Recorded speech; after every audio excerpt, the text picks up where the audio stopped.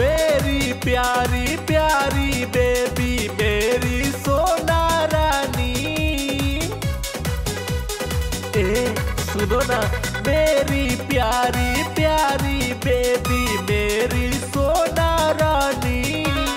रूठले बाड़ू काहे हमसे कोरब ना मन मानी।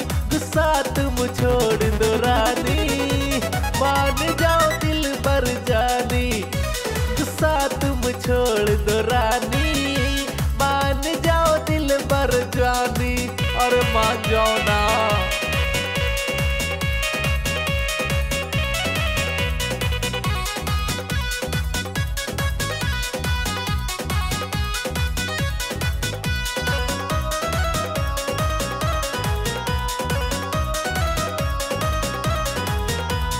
मान जाओ तुम रानी, पिज़्ज़ा बर्गर खिलाऊंगा। दिल्ली और मुंबई की तुमको शेयर कराऊंगा। सच में यार, मान जाओ तुम रानी, पिज़्ज़ा बर्गर खिलाऊंगा। दिल्ली और मुंबई की तुमको शेयर कराऊंगा। तोहरा बिना हो रानी जियरा न लागे हमार। गुस्सा तुम छोड़ दो रानी, मान जाओ दिल भर जानी।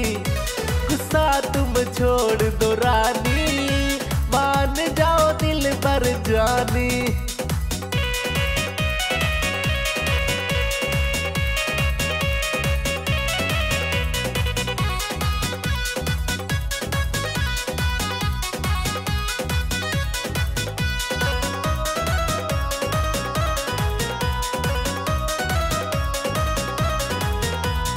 जब ना हंस के बोले लू आशीष के टेंशन हो जावेला।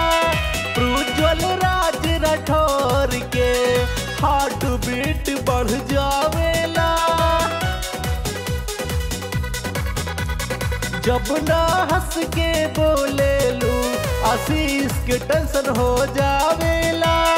प्रज्वल राज राठौर के हार्ट बीट बढ़ जावेला। जान से ज्यादा चाहे ले योगेंद्र सुबह शाम। गुस्सा तुम छोड़ दो रानी,